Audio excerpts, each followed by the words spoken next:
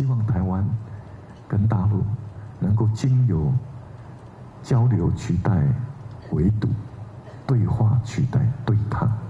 两岸和平发展。出席海基会主办的大陆台商春节活动，首次离开台北移师到台中。总统赖清德台上罕见称呼大陆，而且一连讲了4次。那我要谢谢大陆的台商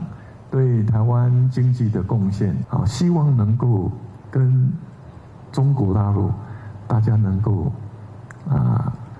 和好相处，能够维持现状。赖总统近15分钟致辞，4度称大陆，2度称中国大陆，仅1次说中国，似乎间接向对岸递出橄榄枝。而海基会董事长苏家全也持续堆叠善意，只要有利于人民的福祉，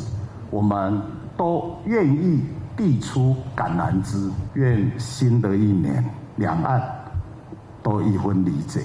少一分含义。只不过美中角力、地缘政治风险，加上中国经济状况不佳，陆委会主委邱垂正就示警，台商面临中国经济内部、经济外部及政治3大风险。他也以专家身份提出建议：是以出口导向的台商，中国+1全球布局分散风险；是以内需为导向的台商，在当地转型深耕低毛利、高风险产业的台商，阶段性的获利逐步退场。尽管赖总统是善意，但随着年底大选逼近，中国势必借由假消息、假民调开设地下赌盘、经贸与观光操作，加大介选力道。国安局也成立选举安危专案，要确保大选不受中国外力干扰。3立新闻周维志、袁博 SN 小组台中报道。